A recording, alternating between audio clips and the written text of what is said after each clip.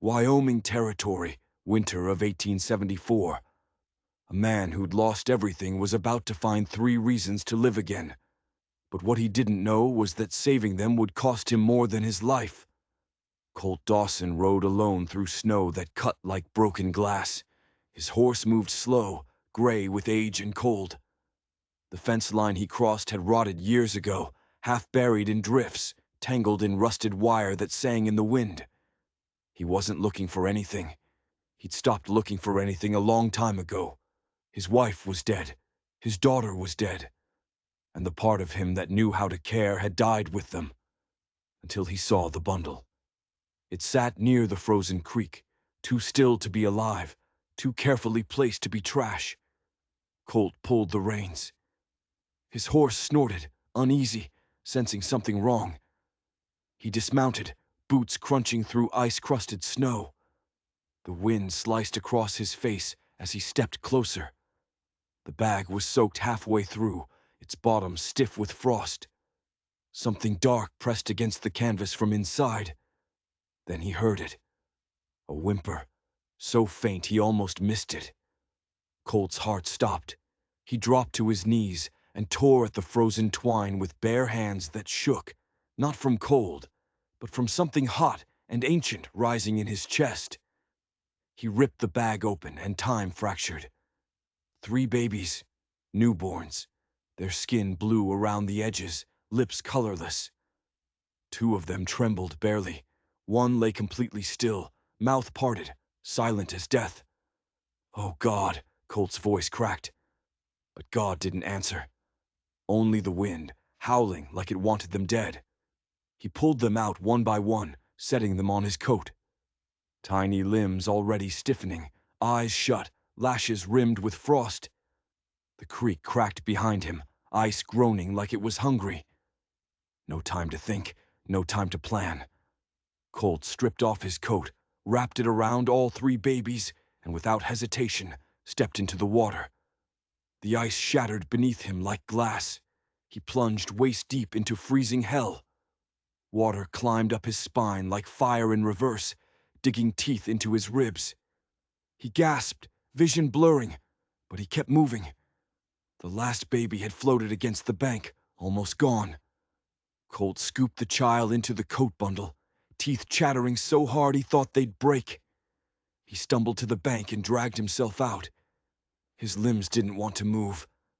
Pain laced every inch of exposed skin. But he climbed into the saddle anyway, cradling the bundle beneath what was left of his warmth. The babies didn't make a sound.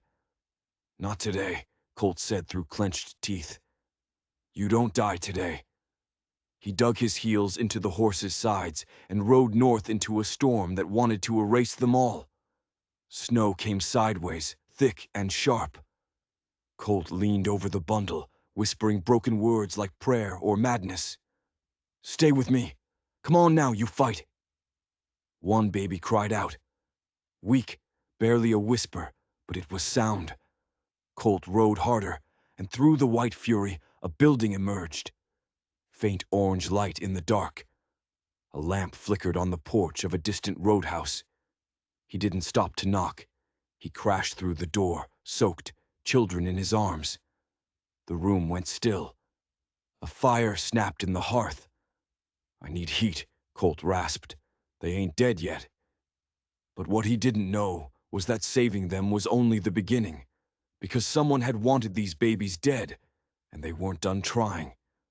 The roadhouse near Cotton Hollow had seen dying men and weather-worn travelers, but never anything like this. Steam rose from Colt's coat as warmth hit him like a wall. "I need help," he said, voice raw. "They're still breathing." A man behind the bar dropped his glass. A woman gasped. A wiry doctor rushed in from the back, wiping his hands on a stained apron.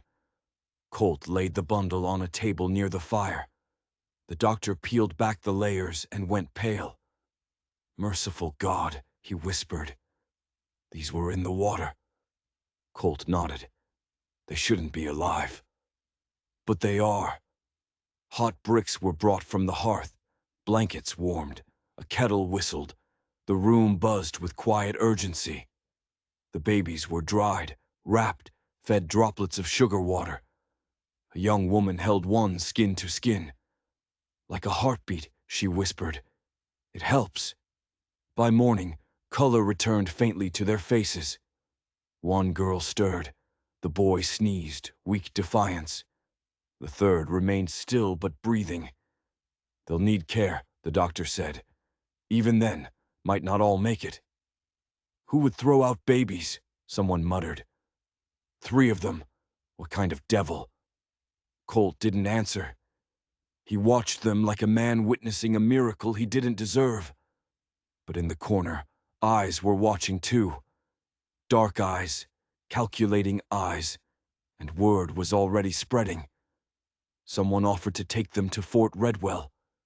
Orphanage. Proper care. "Let them blend in," another added. "No questions asked." Colt stared into the fire. "They're not cattle. I won't let them vanish." "You're a cowboy, not a nursemaid." Colt's jaw flexed. "I'll find who they belong to. Until then, they stay with me." No one argued. Something in his voice said not to. But that was his first mistake. Because in a town where nothing escaped a whisper, keeping three nameless babies was the same as painting a target on his back. That afternoon, Colt split wood, built a fire in the side room the innkeeper gave him. He boiled water, cleaned the babies himself, wrapped them in flannel, made a cradle from a drawer. He slept in a chair, boots on, ears tuned for the slightest cry. When medicine was needed, he saddled up, carried the smallest girl beneath his coat, rode through frozen brush to the doctor's cabin, and back. In quiet hours, he whispered to them, "You're safe now. I won't let you freeze again." One evening by firelight, the middle child opened her eyes, pale blue, cloudy but aware. She looked at him, tiny, vulnerable, trusting. Colt felt something crack inside him, slow and sharp. He touched her cheek. "You made it," he said softly. He hadn't spoken like that in years. That night, as he watched them sleep, three small chests rising and falling, he made a promise. "I won't leave, not like before." When the doctor returned, Colt asked how to feed them, keep them warm, what to do if fever came. He wrote it down, memorized every word. When it came time to speak of names, he didn't hesitate. "Jack," he said, looking at the sleeping boy. "Lily," for the smaller girl. "And Rose, for the one with cloudy blue eyes." "They ain't mine by blood," Colt said to the fire. "But they're mine now by everything else." He thought that would be enough. He thought saving them was the hard part. He was wrong. By sunrise, the story had spread like wildfire. A cowboy had pulled three newborns from the ice. In a town where nothing stayed secret, Colt Dawson had become a name on every lip. Some spoke it with awe, others with suspicion. "They say he went in that creek bare-handed," murmured a stable hand. "They say the babies didn't even cry," replied a shop girl. "Could be they weren't meant to live," said another, quieter. In the bakery, the mercantile, and even the church pews, theories bloomed like poison flowers. Where had the children come from? Who would leave three babies to die? And more pressing, what kind of man would take them in? Some called Colt a hero, others weren't so kind. A man travels alone, no wife, no home, and suddenly he's father to three, muttered Samuel Blythe, the banker. "Mark my words," said Evelyn York, a widow with two daughters. "This town will be nursing his sins for years." By week's end, concern turned to opposition, led by Martha Caldwell. She stood outside the general store, wrapped in her black mourning cloak, silver hair pinned high, eyes sharp as frost.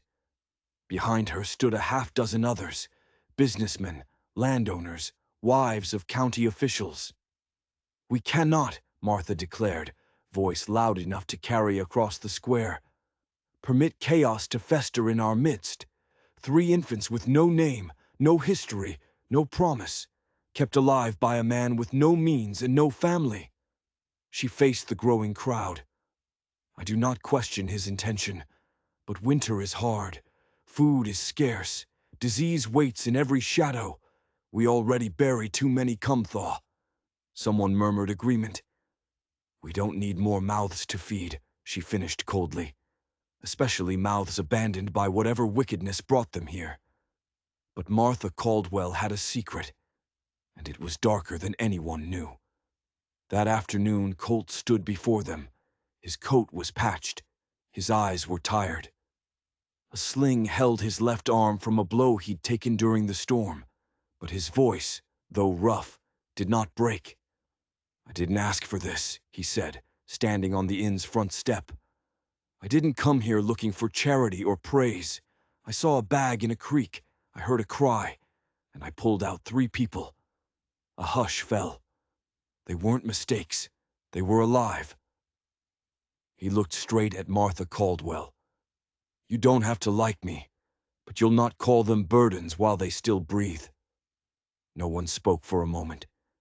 Then a man in the back cleared his throat. They'll die here, and when they do, their death's on your hands. Colt didn't flinch. I'll carry that. He stepped down, back into the shadows, leaving the square hushed and split. What followed was colder than the snow. Women crossed the street to avoid him. The grocer refused him milk. The pharmacist claimed his stock was empty when Colt asked for infant tonic.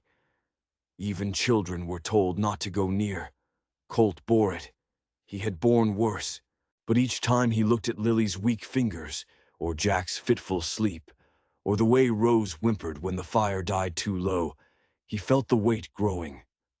At night he stared at the ceiling, listening to their breath, shallow and fragile. What if I can't do this? He whispered once. But in the morning, he rose. He chopped wood. He fetched water. He washed cloths in snow melt. He fed what milk he could trade for. He did not run, and not all had turned. The innkeeper's daughter left extra blankets. A stable boy offered a bag of oats. An old preacher stopped by the door and left a single jar of honey without a word. Small kindnesses, quiet rebellion. The town had not decided yet, but the battle had begun. Then everything changed.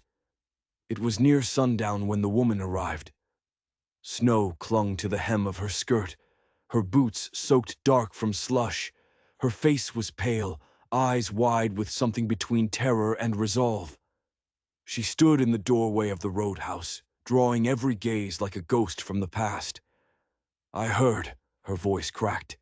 There are babies, found in the creek. Colt stood from the hearth slowly. Behind him, the cradle sat on the floor. Inside, Lily stirred softly in sleep. Rose and Jack lay swaddled, small hands twitching in dreams. The woman's eyes dropped to them. She swayed, then collapsed to her knees. I need to see them, she whispered. Please, they're mine. Gasps rippled through the room. 3, someone scoffed. She must be mad. Ain't no woman birthed 3 and lived to walk through snow. She's lying, after sympathy or silver. Colt stepped forward, tension sharp in his shoulders. What's your name? Eliza, she said. Eliza Moore. He looked her over, coat threadbare, face sunken from cold and hunger. But it was the way she looked at the children that made him pause. Not with claim, not with pride, with grief. She reached out toward the cradle. Please, I need to hold them. He hesitated, then slowly lifted Jack into his arms and stepped toward her. You try anything strange, he said quietly. I won't be kind. She nodded, tears already falling. The moment Jack touched her arms, something cracked open. She rocked him gently, murmuring words so soft only Jack could hear. I held him first, she said. He was the last to come out, but I held him first because he cried loudest. Lily barely made a sound. Rose. Rose had her cord wrapped twice. They thought she'd gone, but she came back. Colt stared. No one else could have known that. Eliza looked up, broken. I didn't leave them by choice. The room went dead silent. I was working a farm out near East Ridge, hired help, the landowner. She took a shaking breath. He was powerful, respected, and when he found out I was carrying triplets... Gasps again, whispers like knives. He said it would ruin him, said folks would ask questions. I begged to keep them. I said I'd raise them quiet, far away. But the night they came, they took them from me. Told me they were dead. Told me to never show my face again. She gripped Jack tighter, but gently, tears spilling. I tried to die that winter. I almost did. But something kept burning. Maybe it was God. Maybe just madness. But when I heard the story in town about a man who pulled 3 babies from the ice, I knew. She looked at Colt directly, voice trembling. Please, let them come home. The silence that followed was cold and cutting. Then Martha Caldwell stepped forward from the crowd. How convenient, she said, voice like poison. You show up now, with stories and tears. They're mine, Eliza whispered. Prove it. I can tell you every mark, every freckle. Jack's birthmark behind his ear, Lily's twisted toe. Rose hums when she sleeps. Or maybe, Martha said coldly, you came for coin, hoping to sell them. Or worse. A few nodded behind her. She's a liar. She's unstable. She's dangerous. Colt said nothing. He stood watching Eliza hold Jack, the fire casting gold across her face. Lily and Rose stirred in their blankets, and somehow, perhaps instinct, their tiny hands found each other. But what no one knew was that Martha Caldwell had more to hide than anyone imagined, and she'd killed to keep it buried. That night, while the town argued and the wind screamed beyond the shutters, something darker stirred. A man crept to the inn's rear, dressed in black, knife in his coat.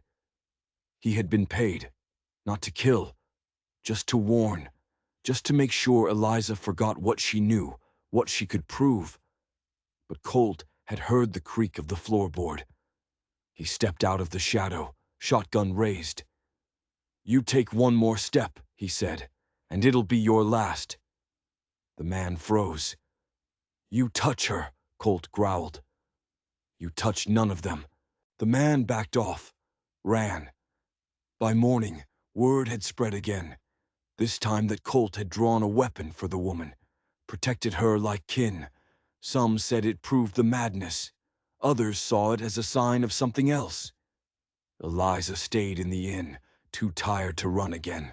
The children, sensing the tension, barely slept. And Colt, weary, wounded, and bound by something deeper than duty, sat by the fire and knew pulling them from the ice was only the beginning. The storm ahead would be colder, crueler, and far more dangerous. The fire crackled low in the hearth, casting shadows on the walls. Outside, the town was quiet, but it was the quiet of something holding its breath. Colt Dawson sat on the floor, eyes fixed on the cradle. He hadn't slept. His thoughts spun too loud to rest. If he gave them to Eliza, would they be safe? Could she protect them? Or would the same hands that tore them away once do it again? He saw it again. The pale bundle under the ice, the barely there cry. If he stepped away now, would that sound be silenced forever? He clenched his fists. Once he had walked away from his own wife and daughter, buried by winter and regret. That guilt still followed him like a shadow. He wouldn't watch another family vanish into the cold. Eliza sat by the window, her eyes on the children. I'm afraid, she whispered, every second, that someone will come and say I'm not enough, that I'll lose them again. Colt didn't answer at first, but he'd seen how she held them, how her fingers brushed their hair like they were made of light. She was still shaking, still fighting, but still reaching. "You won't lose them," he said. "Not while I'm breathing." She turned toward him, startled. "I can't undo what happened," he said. "But if you want to raise them, I'll help you. We'll do it together." Tears filled her eyes. "And if you decide it's too dangerous," he added, voice low, "I'll take them. I'll raise them." She covered her mouth. "They're yours," Colt said. "But they're mine, too." Later, he unfolded a worn map. "There's a farm east, past the ridge. The Bensons, good people, quiet place." "We can make it?" she asked. "If we leave at dawn." She looked at the children. "Then we go." But dawn came like a fist. As Colt saddled his horse, voices echoed in the square. A crowd had formed. Some held rifles, others torches. At the front stood Martha Caldwell. "You're not taking them," she said sharply. "Not until we know the truth." "They're hers," Colt said. "They're filth," Martha spat. A man in a red bandana stepped forward. "3 bastards, no name. Might as well toss 'em back. Finish the job." Colt moved between them and Eliza, who held the cradle tight. "Say that again," he growled. "Wrap 'em tight," the man sneered. "Cold will do what should have been done." Colt's hand found his rifle. "You want to hurt children? You go through me first." The air crackled. No one moved. Not yet. A girl near the edge, one of the baker's daughters, looked at the bundle, then at Colt. She turned away.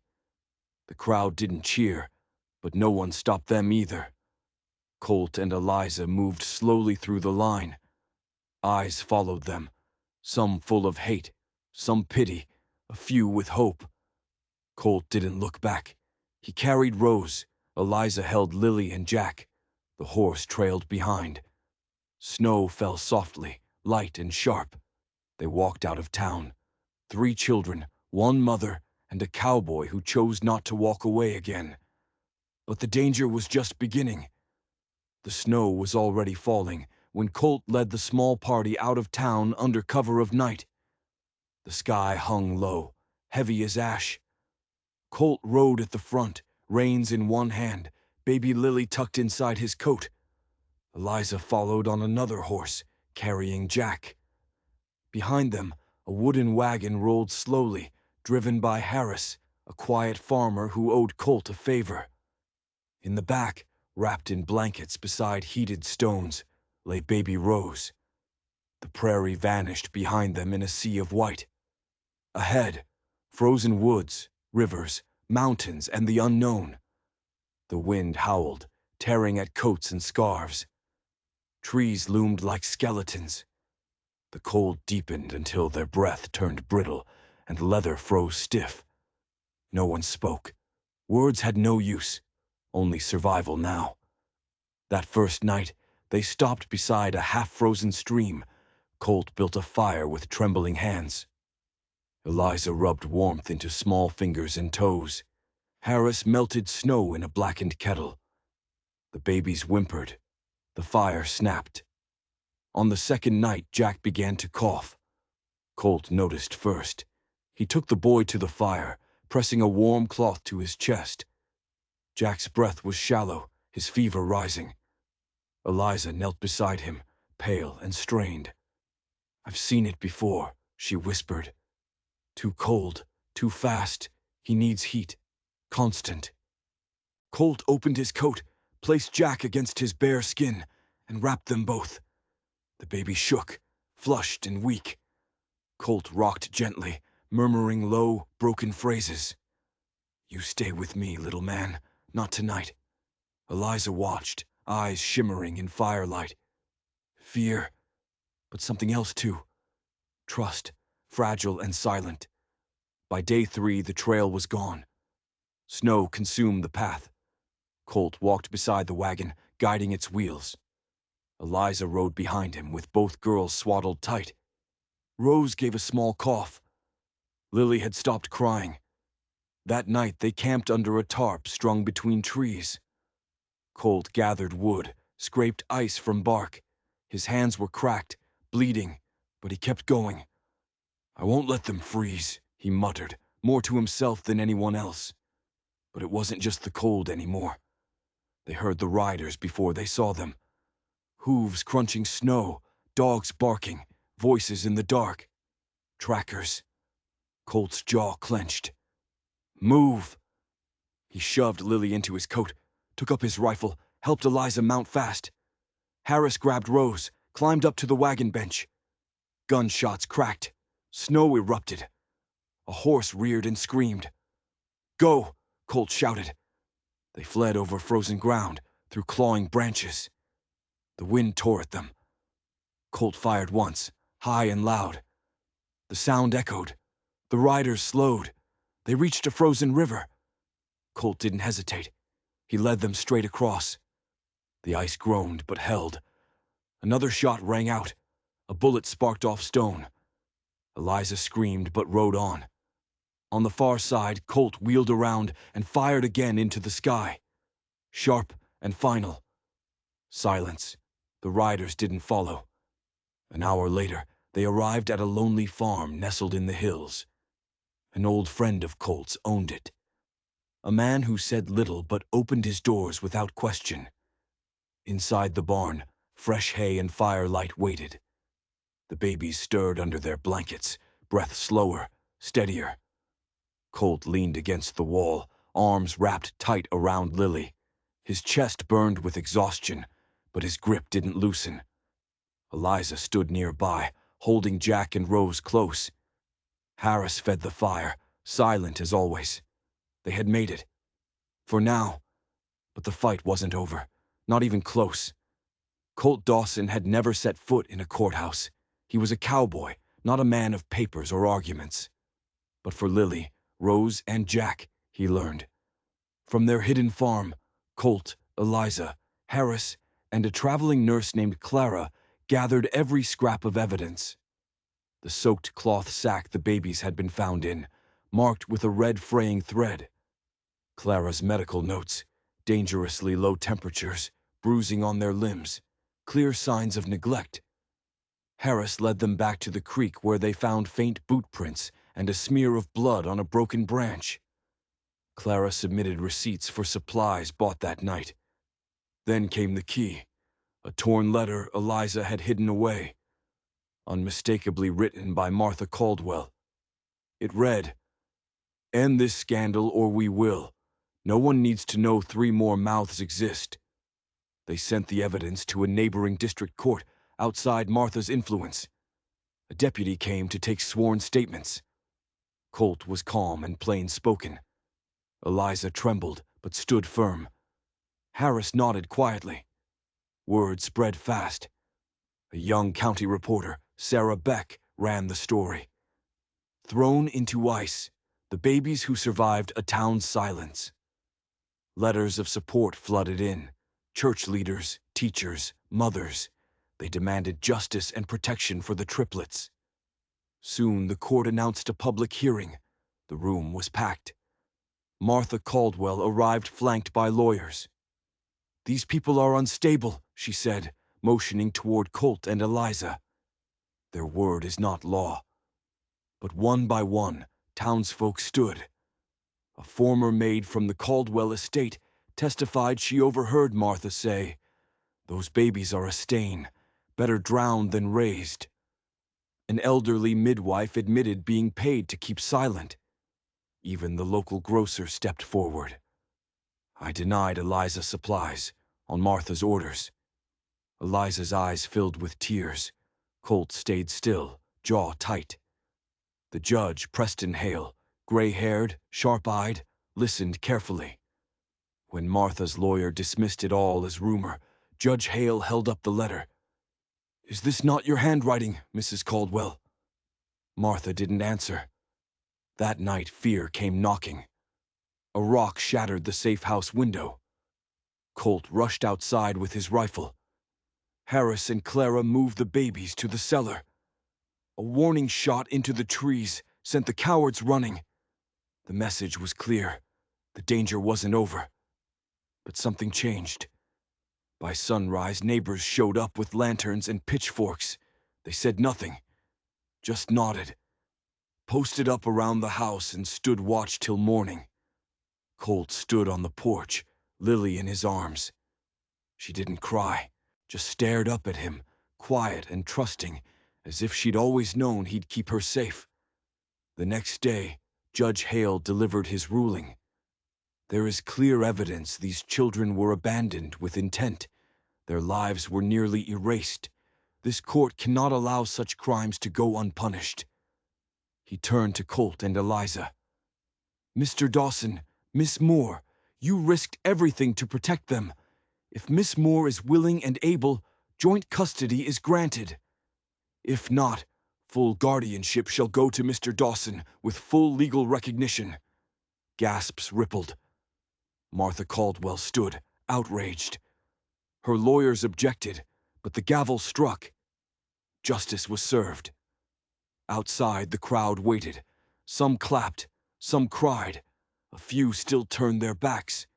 But most watched Colt, not as a ghost from the hills, but as a man who'd stepped into icy water and refused to look away. Back at the farm, firelight flickered on the walls. Jack lay asleep on Colt's chest.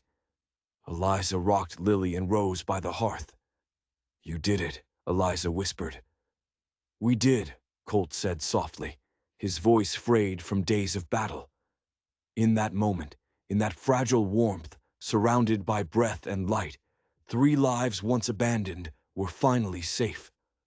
For the first time in years, Colt Dawson believed in tomorrow. Spring came late to the valley that year. The snow lingered on fence posts and in shadowed corners, reluctant to leave. But when it finally melted, green returned, bold and insistent. Colt Dawson stood by a half-built fence, hammer in hand. Behind him, a once-abandoned farmhouse now wore fresh paint and the scent of wood smoke. Laughter echoed from the field.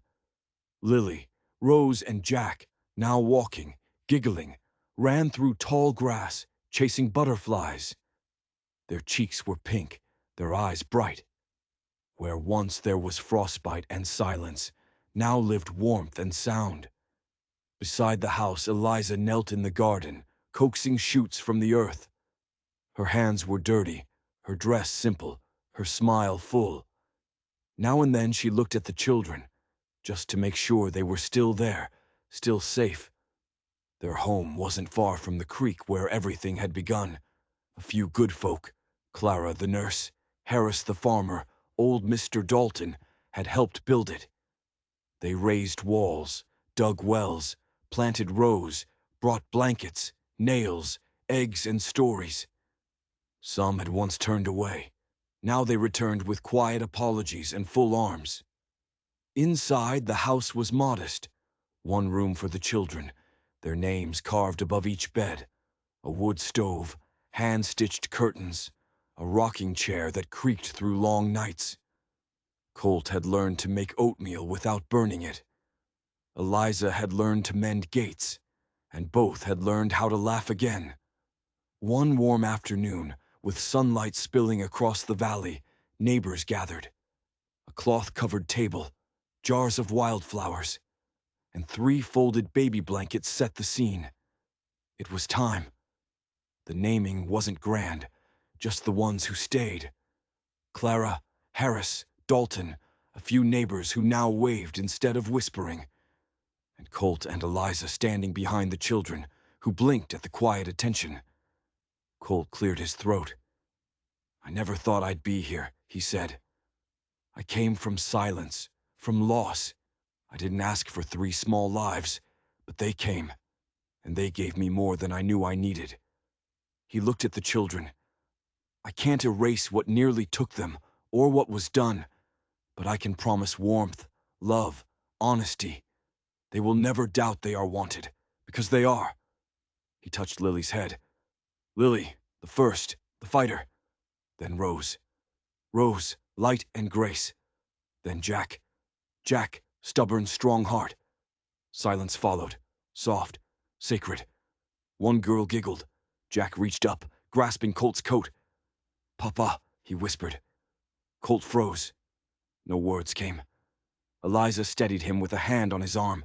At her feet, Lily tugged at her dress. "Mama," she said. Tears filled Eliza's eyes. She knelt, pulling them close. No cheers, no clapping, just breath held. Something gentle settling in the stillness. As the sun dipped low, the children ran again, 3 shadows skipping through grass. Eliza leaned into Colt, her head on his shoulder. "We don't know what's coming," she said.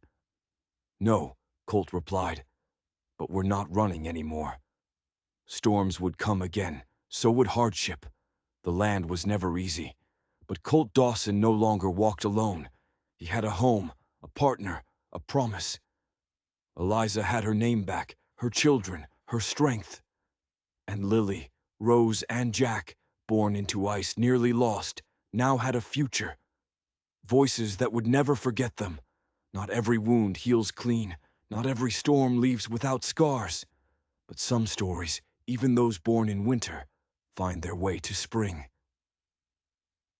If this story of redemption, grit, and unexpected family moved your heart, don't let it end here. Hit that like button to show your love for They left 3 babies in an icy creek, but a broken cowboy jumped to save them before they sank. And if you want more tales of fierce love and second chances under the wide western sky, subscribe to Wild West Love Stories.